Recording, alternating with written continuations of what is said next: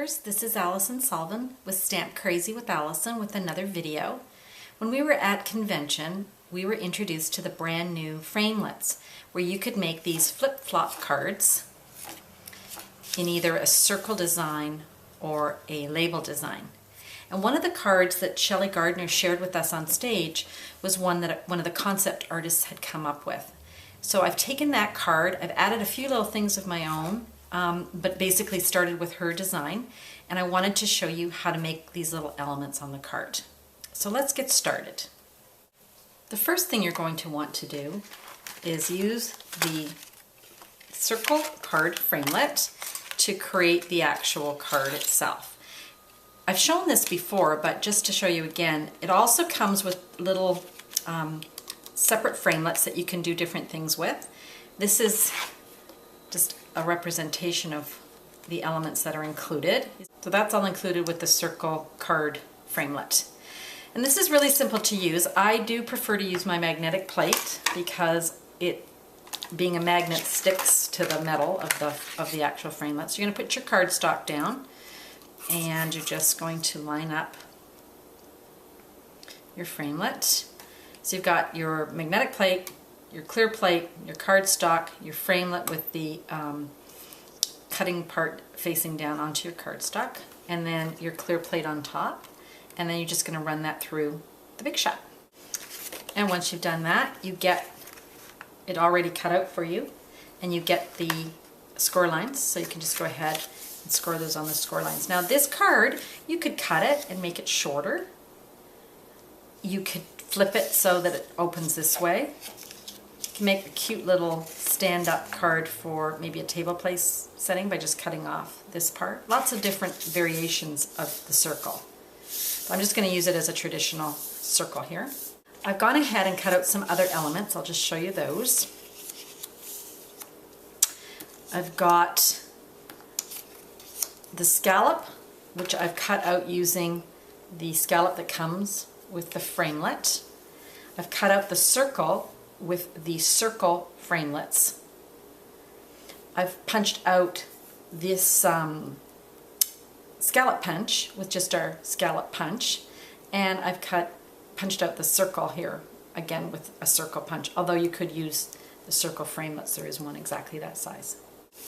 Now the next thing I wanted to do, because this is a very vintage style card, I wanted to rough up these, and there's lots of ways to do that, but I find the easiest thing is to just kind of scrunch it and just kind of work with it.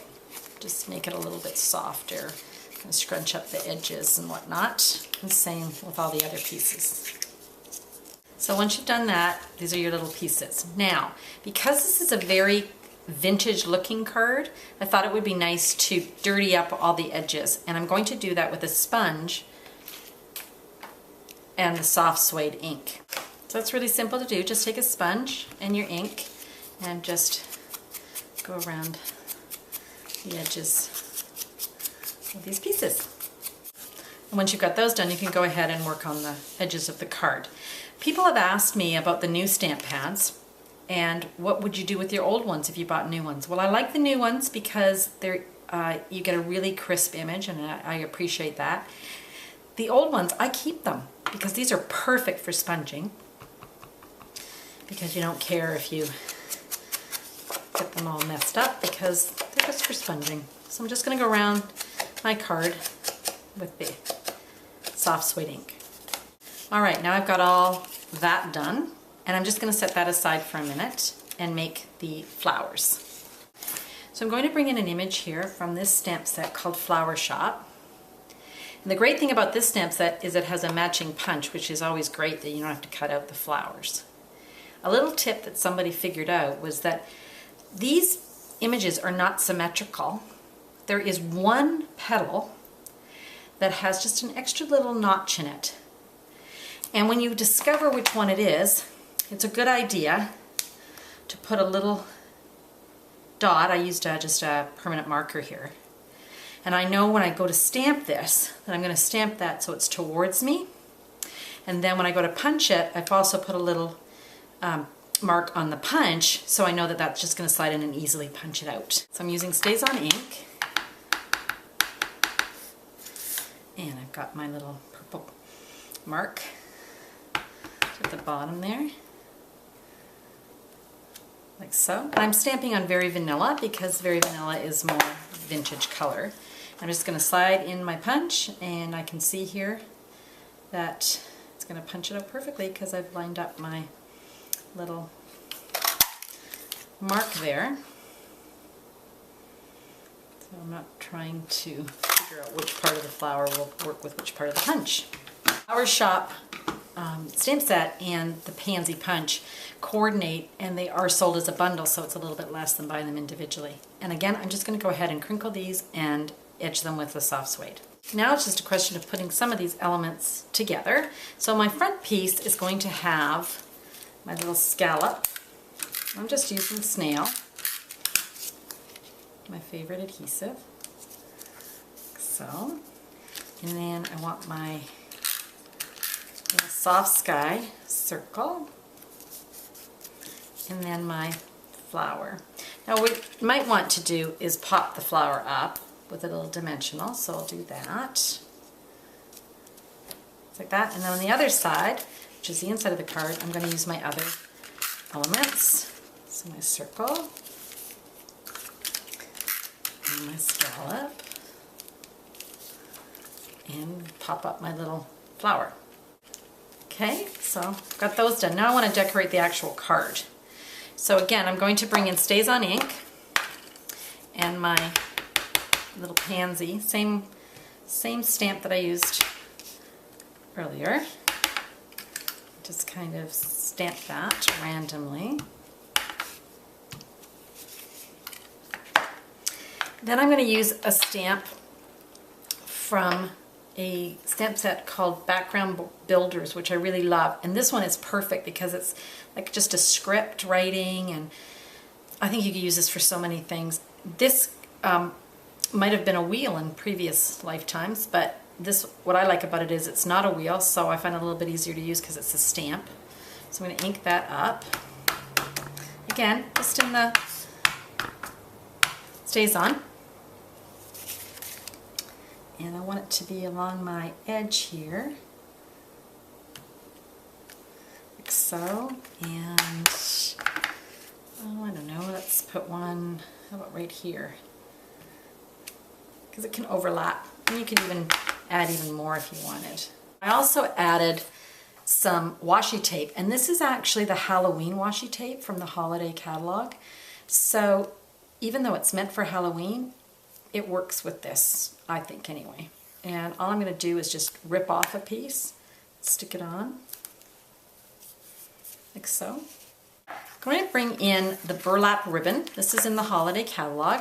And I'm just going to cut off about, I don't know, whatever that is, about 4 inches. And then if you go in and cut off the edge here, the selvage, so that you can expose the actual fibers, what happens is when you pull this, you're going to get a string of burlap. These are the very vintage buttons, and I'll take one of these little fibers that I tore off, and I'm going to thread my button with that. Another element I'm going to make with the very same burlap is I'm just going to cut a little strip like so. Give it a little angle, kind of fray the ends a bit. Just maybe even fray this bit a bit more, kind of like that. And I'm going to just apply that to my card. Then I've got my glue dots. I'm going to just apply that little button. I didn't plan that that be the center of the flower, but it kind of worked out kind of cute that it ended up being the center of the stamped flower. The other thing I want to show you how to make is this little flower for the center. So I'm going to start with this soft sky seam binding, and I'm going to give myself about 5 inches. Cut a little strip. Next thing I want to do is take our sticky strip, and I want to apply it to the bottom edge. Okay, so once you get it started, you take one of the pearls. Take one of the pearls, and I'm going to put it right on the edge. So you hopefully can see that I've got the pearl stuck to the sticky strip, okay? And I'm going to pull the rest of this off, and I'm going to start just winding this around so that my pearl doesn't get hidden, but it forms the center of this little rosette.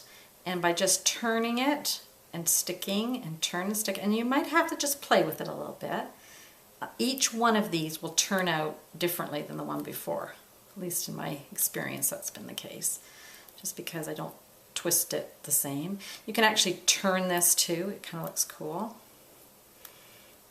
So I just keep going until you have a finished little rosette.